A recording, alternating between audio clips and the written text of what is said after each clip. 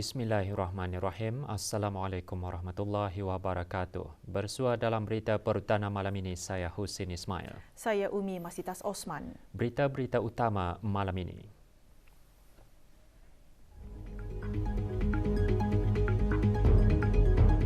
...166 kes baharu jangkitan COVID-19 dicatatkan di negara Brunei Darussalam.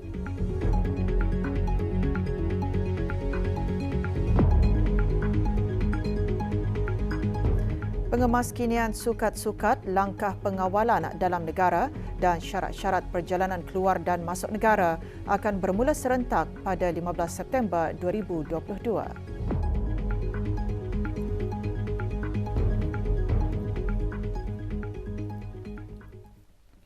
Dalam masa 1 minggu kebelakangan, jumlah kes COVID-19 yang dilaporkan di negara Brunei Darussalam menunjukkan sedikit peningkatan dengan kadar purata kes pada minggu ini sebanyak 179 kes sehari berbanding 169 kes sehari pada minggu lalu. Sebanyak 51,405 keputusan ujian ART dimuat naik ke aplikasi BruHealth dalam masa 1 minggu. 2.4% daripadanya adalah keputusan ujian ART positif. Perkara tersebut dimaklumkan oleh Yang Berhormat Datuk Seri Setia Dr. Awang Haji Muhammad Isham bin Haji Jaafar, Menteri Kesihatan, semasa sidang media situasi terkini jangkitan COVID-19 petang tadi di Dewan Al-Afiah Kementerian Kesihatan. Sidang media turut disertai oleh Yang Berhormat Pihin Datu Laila Raja, Meja Jeneral Bersara, Datu Paduka Seri Haji Awang Halbi bin Haji Muhammad Yusof, Menteri di Jabatan Perdana Menteri, dan Yang Berhormat Datu Seri Setia Dr. Awang Haji Muhammad Amin Liu bin Abdullah, Menteri di Jabatan Perdana Menteri dan Menteri Kewangan dan Ekonomi kedua. Tidak ada kes di dalam kategori 5, yakni mereka yang memerlukan rawatan di unit rawatan intensif ataupun ICU, manakala 2 kes berada di dalam kategori 4, iaitu memerlukan bantuan oksigen dan di bawah pemantauan rapi. Kadar liputan vaksinasi COVID-19 di negara Brunei Darussalam kekal berada di tahap yang tinggi dengan 78.2% daripada keseluruhan rakyat dan penduduk negara ini telah mendapatkan dos ketiga vaksin dan 10.1% juga telah mendapatkan dos keempat. Sebanyak 166 kes baru telah dilaporkan, iaitu 164 kes hasil ujian ART dan 2 kes adalah hasil dari 335 ujian RT-PCR yang telah dilakukan dalam masa 24 jam yang lalu. Menteri di Jabatan Perdana Menteri memaklumkan pada menjunjung titah perkenan ke bawah duli Yang Maha Mulia Paduka Seri Baginda Sultan Haji Hassan Al-Bolkiah Muizzuddin Wad Daulah, Ibni Almarhum Sultan Haji Omar Ali Saifuddin Sa'adul Khairuddin, Sultan dan Yang di-Pertuan Negara Brunei Darussalam, Jawatan Kuasa Pandu COVID-19 memaklumkan mengenai pengemaskinian sukat-sukat langkah pengawalan dalam negara dan syarat-syarat perjalanan keluar dan masuk negara yang akan bermula serentak pada hari Khamis 15 September 2022. Pemakaian sungkup muka tidak lagi diwajibkan sama ada di dalam atau di luar bangunan dan orang ramai boleh membuat pilihan sendiri, yakni opsional, mengenai pemakaian sungkup muka. Walau bagaimanapun, pemakaian sungkup muka masih diwajibkan untuk pertama orang-orang yang mempunyai tanda-tanda jangkitan simptomatik yang ada keperluan untuk keluar rumah. Kedua, di fasiliti-fasiliti kesihatan sama ada fasiliti kerajaan atau swasta termasuk hospital, klinik, ambulans, pusat swab dan pusat suntikan. Ketiga, jika diperlukan oleh mana-mana penganjur majlis. Dan keempat, bagi memastikan amalan pengendalian makanan di negara ini sentiasa berada di tahap yang baik, pengendali-pengendali makanan yang terlibat dalam penyediaan makanan di restoran, kedai makan, kafe dan gerai adalah juga diwajibkan untuk memakai sungkup muka semasa bekerja. Kedua, penjarakan mengikut ukuran lebar tikar sembahyang bersaiz besar bagi sembahyang fardu berjemaah dan sembahyang fardu Jumaat di masjid-masjid adalah masih dikekalkan, dan penggunaan tikar sembahyang sendiri adalah digalakkan, yakni tidak dimestikan. Dalam sidang media tersebut, Menteri di Jabatan Perdana Menteri juga menjelaskan mengenai ujian ART, pembukaan pusat-pusat penjagaan kanak-kanak dan pemberian bantuan makanan. Ketiga, ujian seringankan diri ART bagi warga sekolah di sekolah-sekolah dan institusi pendidikan serta institusi latihan di bawah kawalan Kementerian Pendidikan, Kementerian Halual Agama dan Kementerian Kebudayaan Belia dan Sukan adalah diselaraskan dengan prosedur operasi standard, Standard Operating Procedures atau SOP, bagi ujian saringan ART di perkhidmatan awam, iaitu tidak lagi dilakukan secara berjadual dan hanya diperlukan bagi warga sekolah yang menunjukkan tanda-tanda jangkitan atau jika diperlukan oleh pihak sekolah seperti sebelum menduduki peperiksaan atau menghadiri sebarang majlis. Walau bagaimanapun, ibu bapa atau penjaga kanak-kanak yang ingin meneruskan sendiri ujian ART secara berkala di rumah boleh juga berbuat demikian di bawah tanggungan masing-masing. Keempat, memandangkan musim peperiksaan di sekolah-sekolah dan peperiksaan awam di negara Brunei Darussalam akan bermula pada bulan Oktober ini. Calon-calon yang mempunyai kod Road Health berwarna merah dan ungu adalah dibenarkan untuk menghadiri peperiksaan secara fizikal mengikut SOP kesihatan yang telah disediakan. Calon-calon yang mempunyai kod Health berwarna merah atau ungu semasa hendak menduduki peperiksaan hendaklah dinasihatkan untuk menghubungi pihak sekolah dengan segera. Kelima, pusat-pusat penjagaan kanak-kanak akan dibuka sepenuhnya mengikut SOP kesihatan yang telah disediakan. Keenam, pemberian bantuan makanan dan bakalan care package yang berupa ubatan-ubatan ringan dan kit ART bagi kes-kes positif akan dihentikan, kecuali bantuan makanan bagi kes-kes positif yang merupakan penerima-penerima bantuan kerajaan sahaja. Pihak-pihak yang berkenaan akan mengenal pasti penerima-penerima yang layak melalui senarai daftar yang sedia ada. Sementara itu, pengemaskinian syarat-syarat perjalanan keluar dan masuk negara akan bermula pada hari Khamis 15 September. Memandangkan negara Brunei Darussalam dianggarkan mempunyai kadar imuniti yang tinggi berikutan kadar vaksinasi COVID-19 yang tinggi dan jumlah penduduk yang dianggarkan dijangkiti COVID-19, maka vaksinasi COVID-19 yang lengkap tidak lagi dipersyaratkan bagi perjalanan keluar dan masuk negara. Pengemaskinian itu adalah mengambil kira keadaan jangkitan COVID-19 di negara Brunei Darussalam yang terkawal dan kadar imuniti yang tinggi di negara ini berikutan kadar vaksinasi COVID-19 yang tinggi dan jumlah penduduk yang dianggarkan telah dijangkiti COVID-19. Ini adalah berdasarkan penilaian bahawa perjalanan keluar dan masuk negara tidak lagi mempunyai impak yang signifikan kepada penularan jangkitan di negara ini. Kedua orang ramai iaitu rakyat dan penduduk negara ini serta warga asing yang hendak kembali atau memasuki negara Brunei Darussalam adalah tidak lagi dikehendaki untuk mengisikan borang deklarasi ketibaan, yakni Arrival Declaration Form. Yang ketiga, rakyat dan penduduk tetap negara Brunei Darussalam yang hendak membuat perjalanan keluar negara dan warga asing yang hendak membuat perjalanan masuk ke negara ini adalah masih dikehendaki untuk memiliki insuran perjalanan yang sah yang meliputi perlindungan rawatan COVID-19. Keempat, sementara itu, rakyat negara Brunei Darussalam yang hendak membuat perjalanan keluar negara adalah juga dikehendaki untuk membuat pendaftaran maklumat perjalanan keluar negara melalui MFA e-Register di laman sesawang Kementerian Hal Ehwal Luar Negeri. Kelima, waktu beroperasi di pos-pos kawalan negara Brunei Darussalam ditambah 2 jam, iaitu akan dibuka dari jam 6 pagi hingga jam 8 malam. Langkah tidak mewajibkan pemakaian sungkup muka di kawasan tertutup diambil ketika negara beransur-ansur beralih ke arah normal baharu. Menurut Menteri di Jabatan Perdana Menteri dan Menteri Kewangan dan Ekonomi kedua, langkah tersebut juga diambil selepas menyaksikan jumlah kes yang tidak tinggi kecuali terdapat sesuatu situasi yang memerlukan pemakaiannya.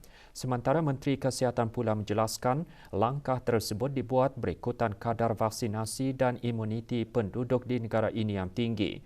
Walau bagaimanapun, pemakaian sungkup muka secara sukarela adalah digalakkan.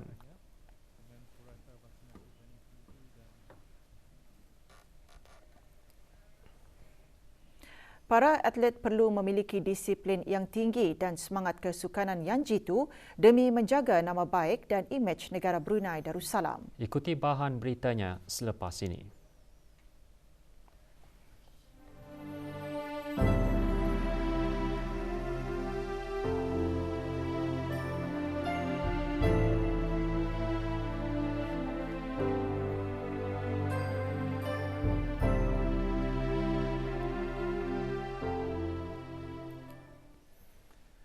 Penyertaan para atlet yang terpilih di Sukan Malaysia 2022 SUKMA bukan sekadar pendedahan semata-mata, tetapi penyertaan untuk berjuang dengan semangat kompetitif yang tinggi, dengan keinginan kuat untuk berjaya dan yang paling penting, sebagai platform untuk menyertai tamasya sukan di peringkat antarabangsa. Menteri Kebudayaan Belia dan Sukan berkata, para atlet perlu memiliki disiplin yang tinggi dan semangat kesukanan yang jitu demi untuk menjaga nama baik dan imej negara Brunei Darussalam. Yang Berhormat Datuk Seri Setia Awang Haji Nazmi bin Haji Muhammad berucap demikian semasa majlis penyerahan bendera negara kepada kontingen negara Brunei Darussalam ke Sukan Malaysia SUKMA ke-20. Tunjukkanlah BIS kita adalah yang terbaik dari segi kemahiran, etika dan profesionalisme. Sentiasalah patuh kepada peraturan-peraturan yang telah ditetapkan, terutamanya dalam anti-doping, dan jangan sama sekali melakukan perkara yang boleh menjejaskan imej negara. Mewakili sukan akuatik, khususnya renang. Sementara itu, Pengiran Muhammad Amir Rizal bin Pengiran Haji Mahmud Setiausaha Tetap Kesukanan Kementerian Kebudayaan Belia dan Sukan dalam ucapannya antara lain berkata, persediaan para atlet telah berjalan secara berterusan sejak tahun lepas bagi memastikan mereka memperoleh mutu pencapaian dan prestasi yang memuaskan. Para atlet memperoleh mutu pencapaian dan prestasi yang memuaskan. Bendera negara diserahkan kepada Dayang Umi Kalsum binti Haji Abdul Karim selaku Chef Division Kontingen Negara ke SUKMA ke-20. Kontingen negara dianggotai 39 orang terdiri daripada 25 atlet dan 14 orang pegawai. Antara acara sukan yang disertai akuatik renang, karate, pitong, pencak silat dan wushu. Juga hadir Tuanan Terutama Datuk Raja Reza bin Raja Zaib Shah, Pesuruhjaya Tinggi Malaysia ke negara Brunei Darussalam.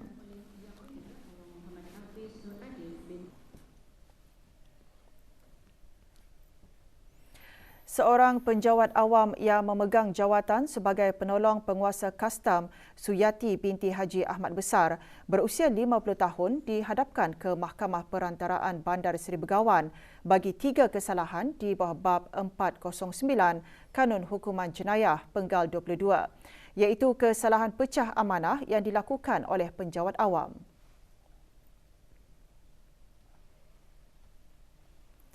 Siasatan yang dijalankan oleh Biro Mencegah Rasuah menunjukkan semasa kejadian, kesalahan yang dituduh defendan ditugaskan di bahagian kewangan Jabatan Kastam dan Eksais Diraja sebagai Ketua Bahagian Kewangan.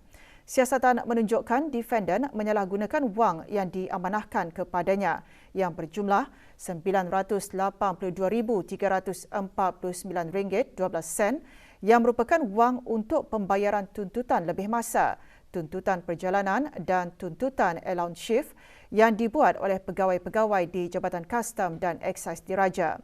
Mahkamah menangguhkan kes tersebut dan membenarkan defendan dilepaskan dengan ikat jamin mahkamah sebanyak RM10,000 atau 2 penjamin tempatan. Kes akan disebutkan lagi pada 18 Oktober 2022. Kementerian Kesihatan berhasrat mencapai sasaran sehingga 50% penduduk negara ini mendapatkan latihan asas dalam pertolongan cemas dan resusitasi jantung CPR menjelang 2035. Untuk mencapai sasaran tersebut dan memastikan latihan CPR diamalkan, Kementerian Kesihatan menubuhkan Lembaga Resusitasi Kebangsaan pada bulan Julai lalu yang berperanan memantau keselarasan dan memberikan nasihat mengenai semua perkara berhubung amalan dan latihan resusitasi di negara ini. Setiausaha Tetap Kementerian Kesihatan menyatakan perkara tersebut semasa majlis penandatanganan Memorandum Persefahaman di antara Persatuan Bulan Sabit Merah Negara Brunei Darussalam BDRCS dan Bank Baiduri bagi pengembangan program melatih para pekerja kumpulan Bank Baiduri dalam pertolongan cemas. Awang Haji Maswadi bin Haji Mohsin juga menggesa orang awam termasuk para belia untuk mendapatkan latihan seumpamanya sebagai sebahagian daripada tanggungjawab sosial mereka dan menyeru bagi penglibatan aktif dari semua pihak kerana latihan pertolongan cemas bukan sahaja merupakan kemahiran hidup yang penting bahkan akan memberikan inspirasi kepada para pemimpin muda.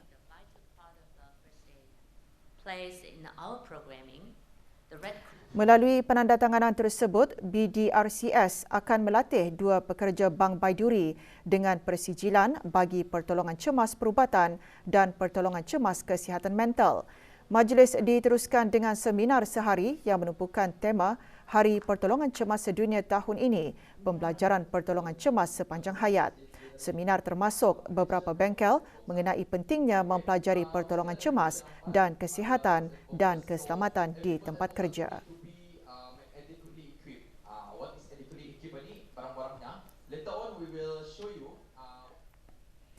Objektif utama Caj Perkhidmatan Exit and Entry System EES Jabatan Kastam dan Eksais Diraja adalah untuk menyelaraskan pengenaan caj yang dikenakan ke atas orang ramai yang keluar masuk ke negara Brunei Darussalam melalui darat, laut dan udara.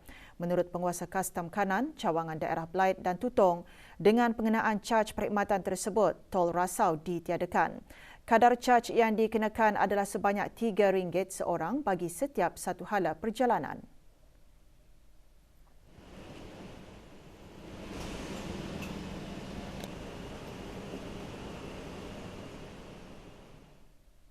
So sebagai contoh, seorang hendak membuat perjalanan daripada Miri ke KK contohnya, jadinya ianya terpaksa melalui pos Kuala Lurah, ujung jalan dan juga pos Kuala Labu. So untuk ini jumlah caj perkhidmatan bagi satu hala perjalanan adalah RM9 bagi 3 buah poskolan. So kalau perjalanan pulang alik sebanyak RM18. EES yang dikemas kini termasuk proses pendaftaran akaun EES, melengkapkan maklumat orang ramai yang membuat perjalanan dan juga membuat pembayaran caj perkhidmatan secara dalam talian. Alhamdulillah, sistem EES ini sangat mudahlah untuk digunakan dan lebih teraturlah. Jabatan Kastam dan Eksais Diraja akan terus memantau bagi isu-isu berkaitan dengan EES dan juga akan membuat penambahbaikan sistem bagi memastikan ia mudah digunakan. Sebarang aduan berkenaan EES bolehlah menghubungi unit perkhidmatan pelanggan di talian 2382-361 dan 8323-741 semasa waktu bekerja.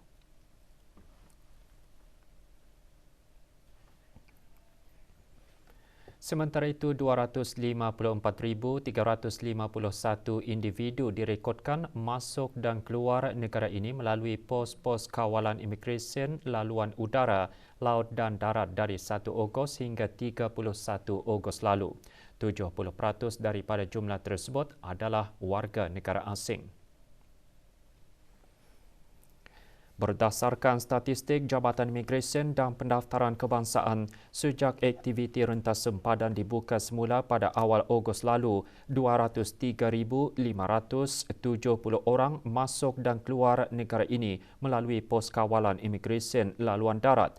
48,340 orang melalui udara dan 2,441 orang melalui laluan laut. Selepas 2 tahun setengah kita ni di dalam pandemik supaya India dapat keluar. So now ini masanya untuk kami balik ke luar negeri untuk berjumpa dengan sahabat-sahabat tadi di luar negeri. Melawat mertua di Lawas sudah 3 tahun ini dah balik. Ini baru kan dapat balik lah. Jumpa saudara mara terus itulah mengaga jemputan anak buah betunang di awat-awat. Terasa jauh lah pasal lama jalan itu kan. Alhamdulillah ya dapat buka sudah, so gembira je lah dapat keluar negeri lah. Alhamdulillah so far lancar. Pasal kita ni pun mematuhi SOP dan sebagainya kan, so. Berita sukan. 60 pemain bersaing dalam perlawanan Rapid Chess 2022 sempena sambutan ulang tahun Hari Keputeraan ke-76. Perlawanan berlangsung di Pusat Chess Brunei, Stadium Negara Hassanal Bolkiah. 6 kategori dipertandingkan iaitu kategori terbuka, kategori umur bawah 12 tahun, kategori umur bawah 16 tahun, kategori umur bawah 20 tahun, kategori veteran 50 ke atas dan kategori penyertaan sekolah terbaik. Penyampaian hadiah disempurnakan oleh Awang Haji Adi Ihram bin Datu Paduka Haji Mahmud, Timbalan Setia Usaha Tetap, Dasar dan Strategi Kementerian Pertahanan.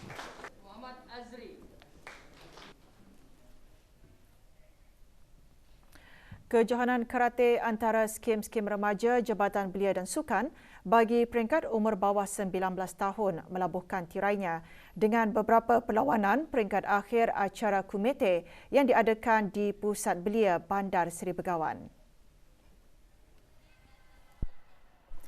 Dalam acara akhir Kumite lelaki berpasukan 6 hingga 8 tahun pingat emas milik pasukan Kuala Blight setelah menewaskan tutong. Pasukan Kuala Blight 2 meraih pingat emas dalam acara Kumite berpasukan wanita 6 hingga 10 tahun setelah menewaskan rakan pasukan mereka Kuala Blight 3. Sementara dalam acara Kumite berpasukan wanita 11 hingga 13 tahun, Brunei Muara B1 mendapat pingat emas menewaskan Brunei Muara B2.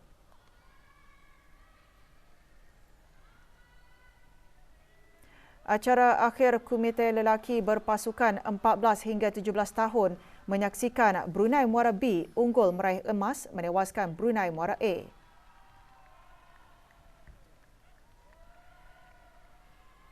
Kategori terbaik bahagian wanita menyaksikan Dania Hana Sofia Haji Khalidin dari Tutong meraih pingat emas setelah mengalahkan rakan sepasukannya Nur Amal Syahirah Abdullah Kamsani.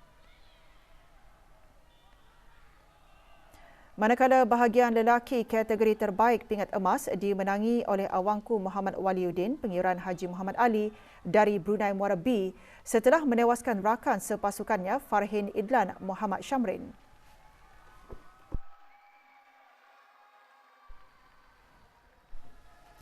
Pingat-pingat kejohanan disampaikan oleh Awang Haji Muhammad Rosfazila bin Haji Yusli, Pemangku Pengarah Belia dan Sukan, Kementerian Kebudayaan Belia dan Sukan.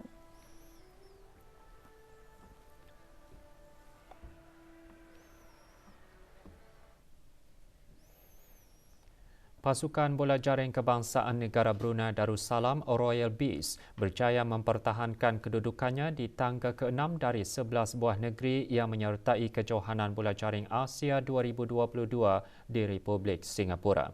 Meskipun tewas kepada Republik Filipina pada perlawanan sebelumnya, namun pasukan Royal Bees memenangi pusingan menentang Maldives dengan jaringan 51-42. Pasukan tersebut pulang ke tanah air pagi tadi. Kepulangan kontingen disambut oleh ahli-ahli Komiti Persatuan Bola Jaring Kebangsaan. Semangat juang yang ditunjukkan oleh Royal Bees menjadi kebanggaan negara apabila 6 pemain pasukan tersebut merupakan yang baru pertama kali memperoleh caps antarabangsa di kejohanan yang berprestij itu. And we've only got 3 months of training, and that's for me is very little time lah, but I'm really grateful and like I'm really proud of these girls, you know, because they adapted to our strategy. They learned fast, and most of all they listen, you know. So they're all coachable. So I think that's the part that made my job easier. And they stick to our game plan, and they picked it up real quick lah.